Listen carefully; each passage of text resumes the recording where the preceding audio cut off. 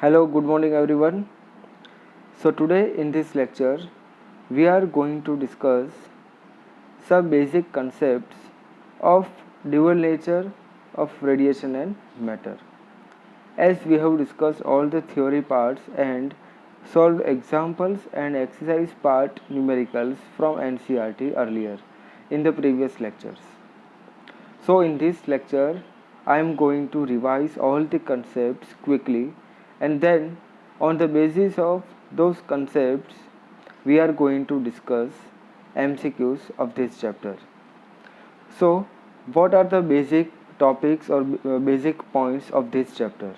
The first one is photons, then second one is photoelectric effect, then third one is experimental setup to study photoelectric effect, then fourth one, effect of intensity, frequency, potential on potential photoelectric current, graphical representation of variation of photoelectric current, laws of photoelectric effect, Einstein's photoelectric equation, verification of laws of photoelectric effect based on Einstein's photoelectric equation, application of photoelectric effect, matter waves and de Broglie wavelength, and the last one is Davison and Germer experiment. So these are the basic topics of this chapter. One more topic which is left in the list is Heisenberg's uncertainty principle. So total 11 to 12 concepts we have studied in detail in the previous lectures. So let us start with the first topic, photon. A packet or bundle of energy is called a photon. Energy of a photon is E is equal to h nu, which is equal to hc by lambda, where nu is the frequency, h is the Planck's constant, c is the speed of light in vacuum, and lambda is the wavelength of the particle or wavelength of the incident wave. Now the most important topic from this chapter is properties of photons. Photon के पास कौन सी property थी जो हमने discuss की थी और उसी के बेस पे हमने पार्टिकल नेचर प्रूव किया था. So first property for the photon is a photon travels at a speed of light c in vacuum. It means 3 into 10 raised to plus 8 meter per second. It has zero rest mass. It means the photon cannot exist at rest. Third point, the kinetic mass of a photon is m is equal to E by c square, which is equal to h by c into lambda. The momentum of a photon is P is equal to E by c, which is equal to h by lambda. These two are the basic formulas for the photon. Point number 5, photons travel in a straight line. Point number 6, energy of a photon depends upon frequency of the photon. So the energy of the photon does not change when photon travels from one medium to another. So ultimately energy of photon depends on only frequency. Point number 7, wavelength of the photon changes in different media. So velocity of a photon is different in different media. So in the 7th point, there is a dependency on medium and wavelength. If we change the medium, then wavelength is also changes, and if wavelength changes, then velocity of the photon is also changes. Now point number 8, photons are electrically neutral. It means there is no positive or negative charge of the photon, chargeless particle. Now the next one, point number 9, photons may show diffraction under given condition. किसी particular condition के साथ ही diffraction show कर सकता है. And the last point, photons are not deviated by magnetic and electric field. As we have discussed that photon has no charge, is a neutral particle, then it does not deviate by magnetic or electric field. Now photoelectric effect. The phenomena of emission of electrons from mainly metal surfaces exposed to light energy, for example X-rays, gamma rays, UV rays, visible light and even infrared rays of suitable frequency is known as photoelectric effect. The electrons emitted by this effect are called photoelectrons.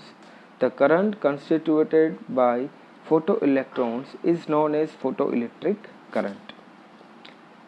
Note: non-metals also show photoelectric effect. Liquids and gases also show this effect but to limited extent. अब ये first diagram metals के लिए, जहाँ पे हमने UV radiation को incident किया और सरफेस से फोटो इलेक्ट्रॉन्स नॉकआउट हो गए. Then metals other than alkali metals, visible light को हमने इंसिडेंट करवाया तब हमें एक भी फोटो इलेक्ट्रॉन नहीं मिला.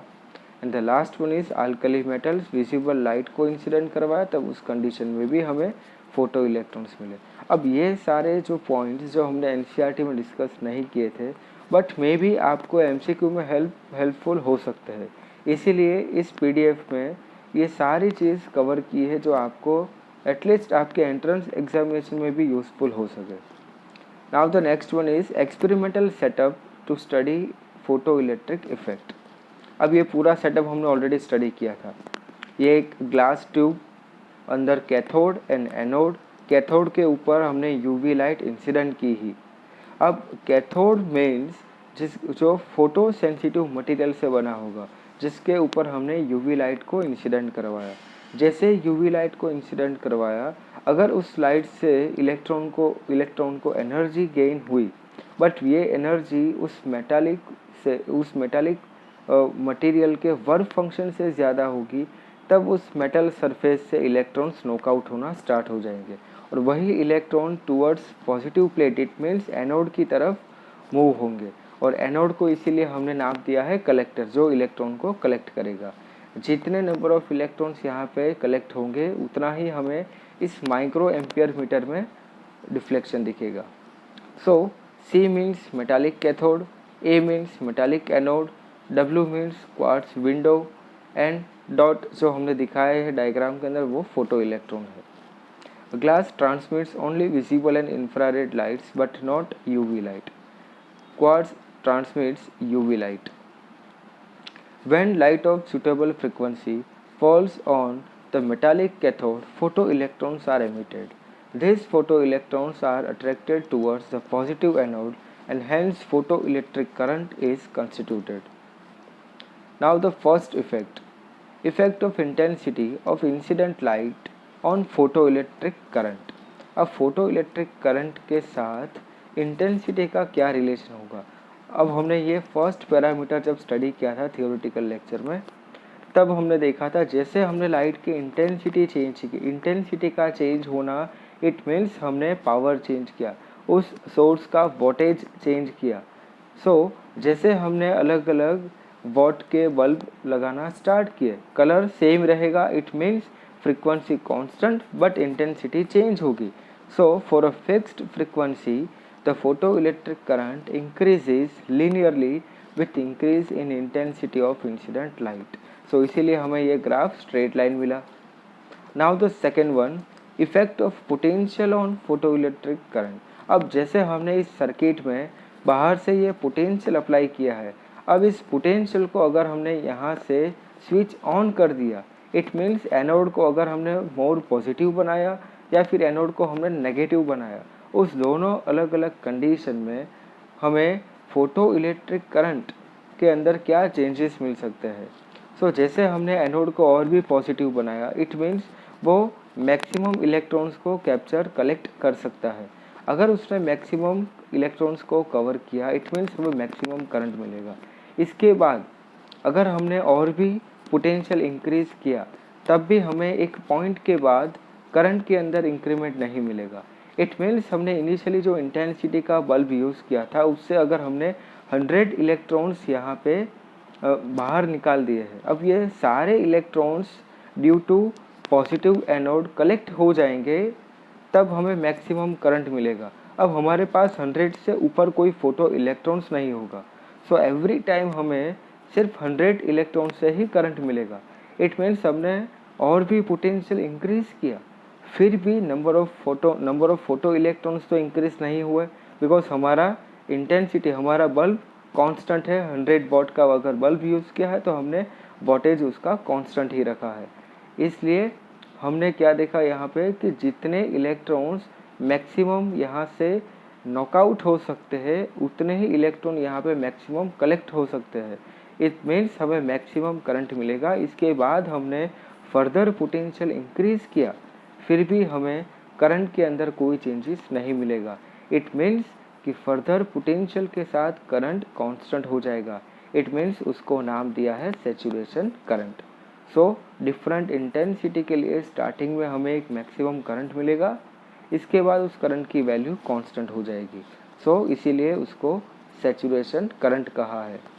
Now for a fixed frequency and intensity of incident light, the photoelectric current increases with increase in positive potential applied to the anode.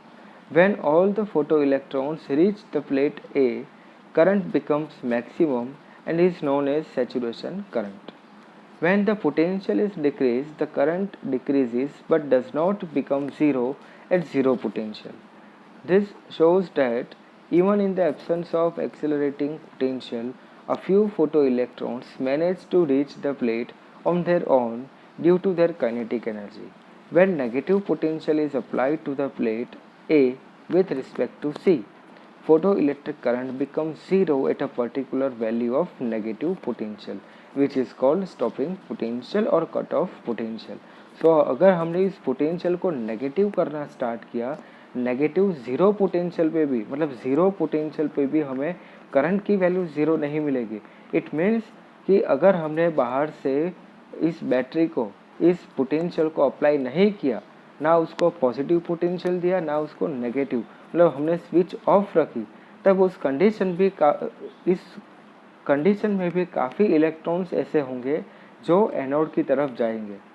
सो जैसे हमने उस पोटेंशियल को लिए स्विच ऑन की और उसका पोटेंशियल नेगेटिव डायरेक्शन में इंक्रीज करना स्टार्ट किया, तब हमने देखा धीरे धीरे फोटो इलेक्ट्रिक करंट धीरे धीरे डिक्रीज होता जाएगा और एक पर्टिकुलर नेगेटिव पोटेंशियल के ऊपर हमें करंट ज़ीरो मिलेगा। उस नेगेटिव पोटेंशियल को हमने नाम दिया स्टॉपिंग पोटेंशियल, बिकॉज वो करंट को फ्लो नहीं होने देगा, करंट को स्टॉप कर देगा, इसीलिए हमने उसको नाम दिया stopping potential.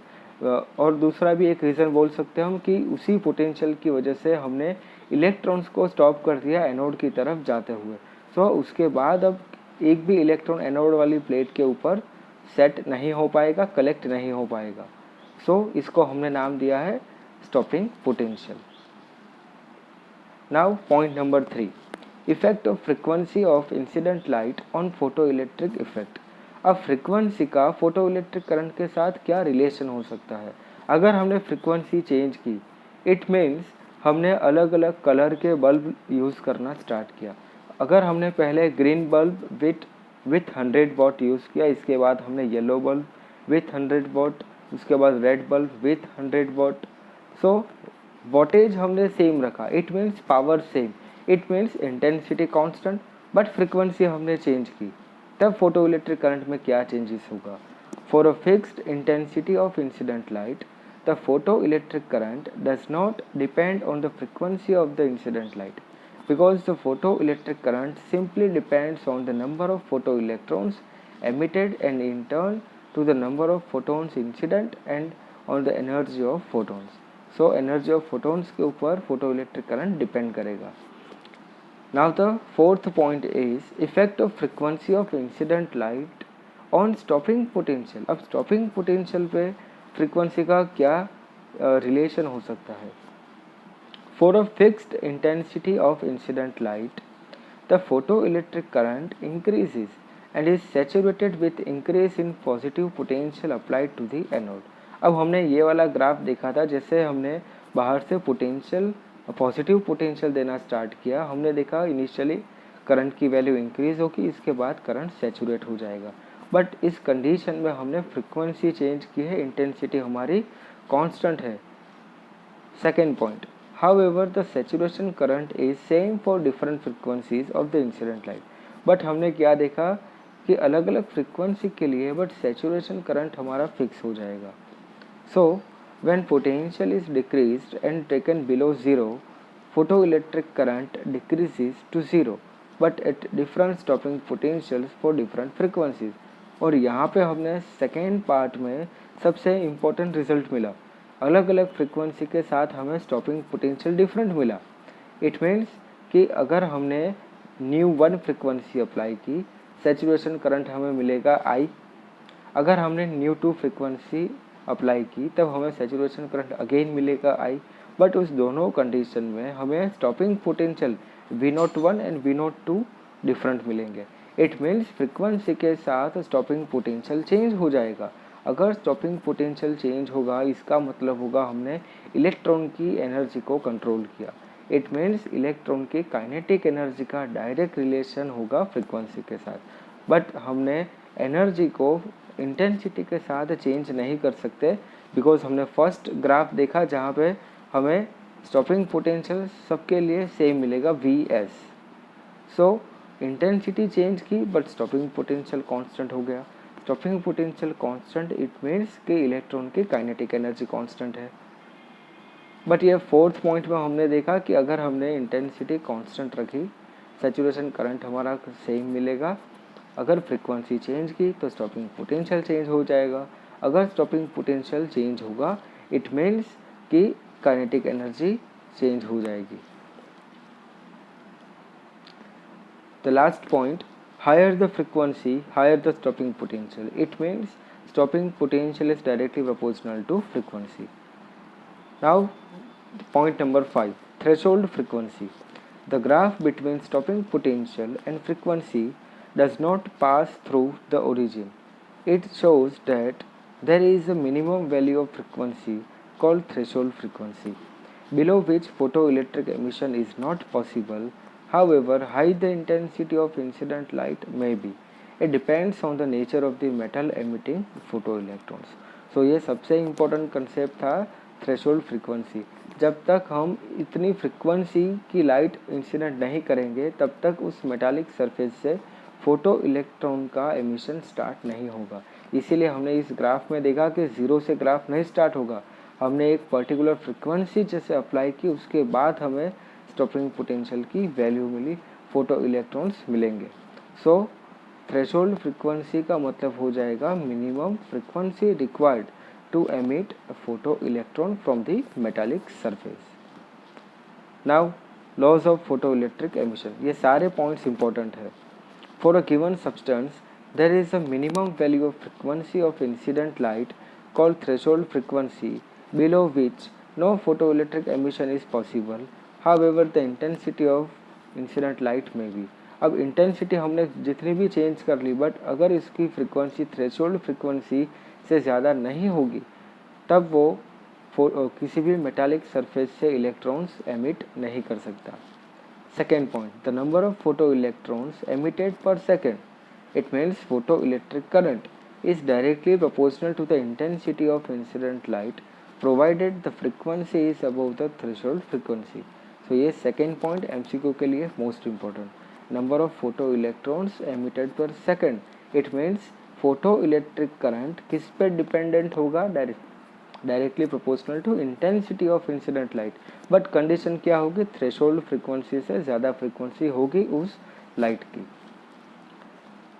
Third point, the maximum kinetic energy of the photo electrons is directly proportional to the frequency provided the frequency is above the threshold frequency. अब ये third important relation kinetic energy and frequency के लिए.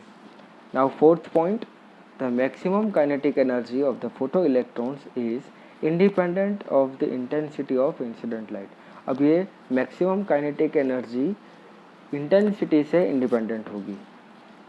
Point number 5, the process of photo electric emission is instantaneous.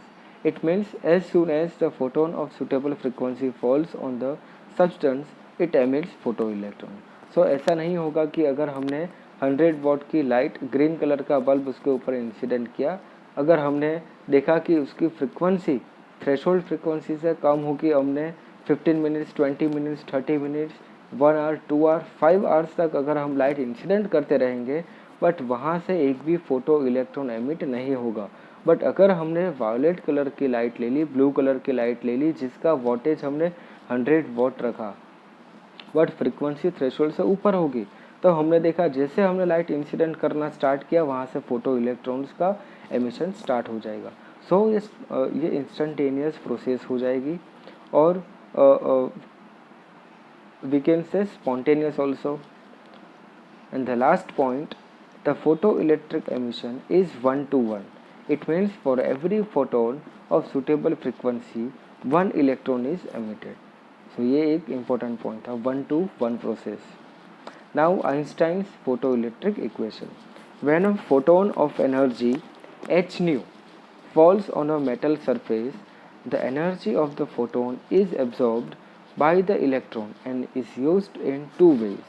अभी energy जो हमने H new energy किसी metallic surface के ऊपर इंसिडेंट की, इस एनर्जी का मेन यूटिलाइज कहाँ पे होगा? So first part, a part of energy is used to overcome the surface barrier and come out of the metal surface.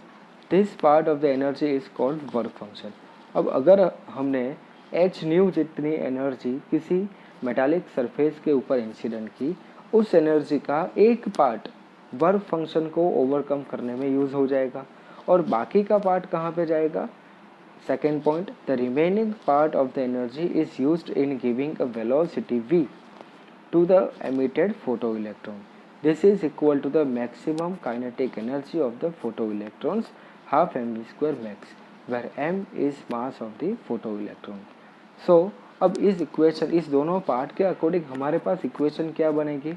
हमारे पास फॉर एग्जांपल एच न्यू जितनी एनर्जी होगी उसमें से एक पार्ट एनर्जी का हमने वर्क फंक्शन में खर्च कर दिया और बाकी का पार्ट फोटो इलेक्ट्रॉन की काइनेटिक एनर्जी के कन्वर्जन में यूज हो जाएगा.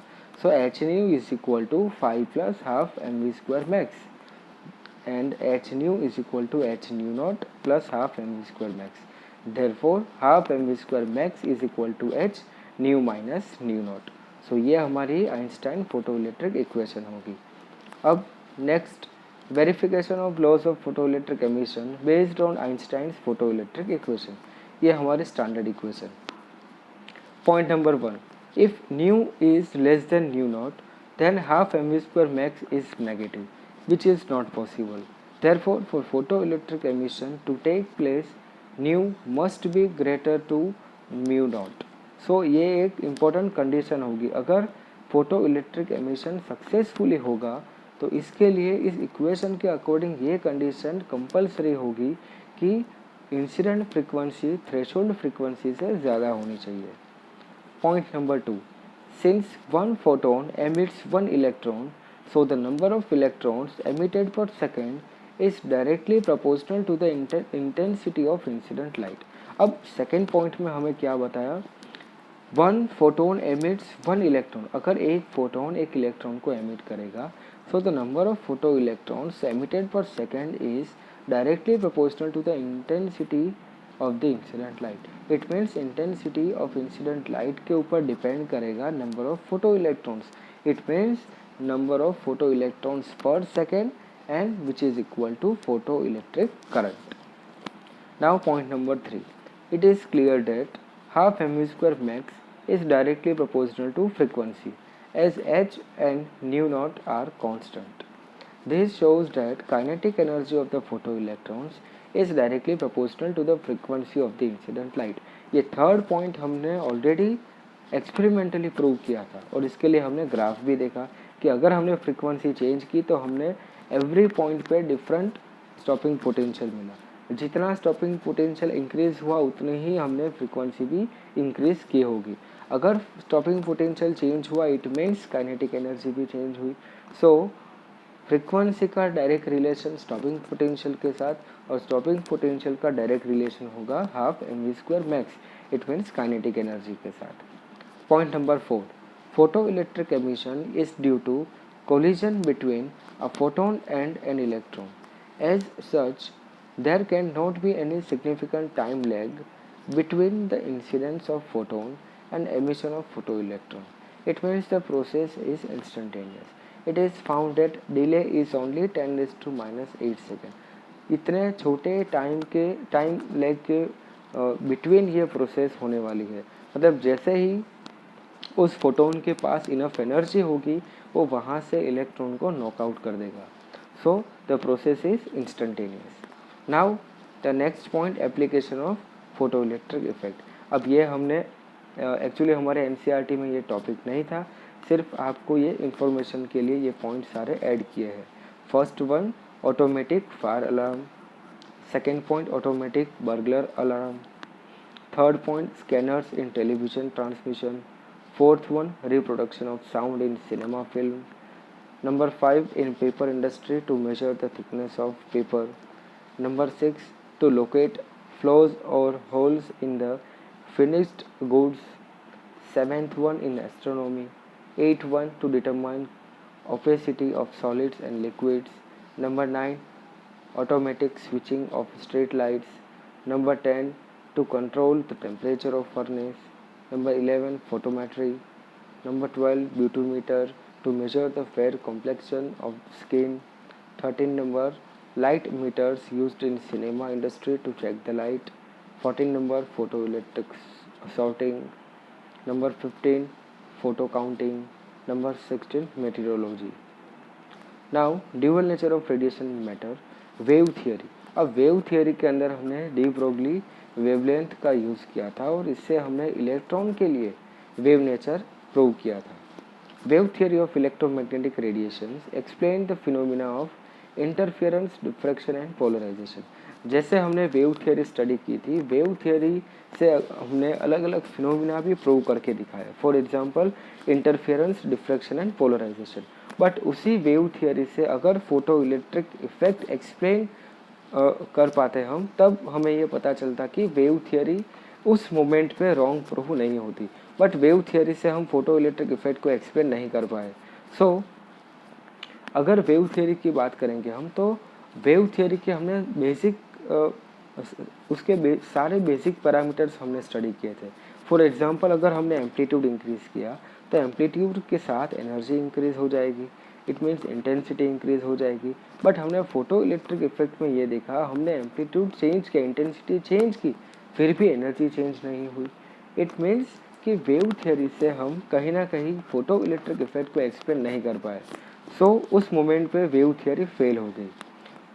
On the other hand, quantum theory of EM radiation successfully explained the photoelectric effect, Compton effect, black body radiations and X-ray spectra, etc. Thus, radiations have dual nature. It means wave and particle nature. Louis de Broglie suggested that the particles like electrons, protons, neutrons, etc. have also dual nature. It means they also can have particle as well as wave nature. In no experiment, matter exists both as a particle and as a wave simultaneously. It is either the one or the other aspect. It means the two aspects are complementary to each other. His suggestion was based on the nature loves symmetry. अब ये एक point मैंने आपको theory lecture में भी explain किया था. Nature love symmetry का मतलब नेचर के जो मेन टू कंपोनेंट्स है रेडिएशन एंड मैटर. हमने देखा कि रेडिएशन के लिए हमने वेव नेचर ऑलरेडी प्रूव किया था, जिससे के बेस पे हमने डिफ्रैक्शन, इंटरफेरेंस जैसे फिनोमिना भी एक्सप्लेन किए थे. उसी रेडिएशन के लिए हमने पार्टिकल नेचर भी प्रूव कर दिया फोटोइलेक्ट्रिक इफेक्ट को प्रूव करके. बट उसी नेचर का सेकेंड पार्ट होगा मैटर, और अब तक हम मैटर को सिर्फ एज अ पार्टिकल प्रूव कर रहे थे और उसको पार्टिकल मान के ही हमने सारी थ्योरी प्रूव की थी. बट डी ब्रोगली ने ये बताया कि nature loves symmetry. It means nature के एक कंपोनेंट के बाद ड्यूअल नेचर है, सो उसके सेकेंड कंपोनेंट के पास भी ड्यूअल नेचर होना चाहिए. इट मीन्स कि मैटर के पास भी wave nature as well as particle nature होना चाहिए. So first point is the nature loves symmetry. Second point, the universe is made of particles and radiations and both entities must be symmetrical. मतलब मैंने जो आपको अभी point बताया दोनों symmetrical होने चाहिए. Now de Broglie wave. According to de Broglie, a moving material particle can be associated with a wave. It means a wave can guide the motion of the particle. जैसे किसी particle को हमने move करवाया, हमने देखा कि बहुत सारे वेव का एक पैकेट उसको गाइड करेगा, उसके डायरेक्शन को कंट्रोल करेगा, और हमने देखा कि उस पार्टिकल का जो बिहेवियर होगा ट्रैवलिंग के थ्रू, उसका behaviour as a wave nature हो जाएगा. बट वही पार्टिकल जब किसी मटेरियल के साथ इंटरेक्ट करेगा तब उसका नेचर पार्टिकल नेचर शो करेगा. सो पार्टिकल जब ट्रैवल करेगा तब उसके पास वेव नेचर होगा, बट वो जब इंटरेक्ट करेगा तब उसके पास पार्टिकल नेचर होगा. The waves associated with the moving material particles are known as de Broglie waves or matter waves. Expression for the de Broglie wave. According to quantum theory, the energy of the photon is E is equal to hν, which is equal to hc by lambda. अब de Broglie ने ये matter wave को explain किया, तब उस moment पे उनको बोला कि अगर मैटर का आपने वेव नेचर प्रूव किया तो उस मैटर की वेवलेंथ क्या होगी. तब हमने बताया कि अगर फोटोन एक पार्टिकल है, उसके पास वेव नेचर भी है और उसके पास हमने पार्टिकल नेचर भी प्रूव किया. अगर उसकी वेवलेंथ हम मेजर कर सकते हैं तो सिमिलरली इस मैटर वेव की भी हम वेवलेंथ मेजर कर सकते हैं. इसीलिए सिमिलर फॉर्मूला मैटर वेव्स के लिए भी उन्होंने दिया था. According to Einstein's theory, the energy of the photon is equal to mc square. So lambda is equal to h upon mc और lambda is equal to h upon p. p means m into c, momentum of a photon. So यही photon का momentum हमने wave nature matter के wave nature के लिए भी explain किया.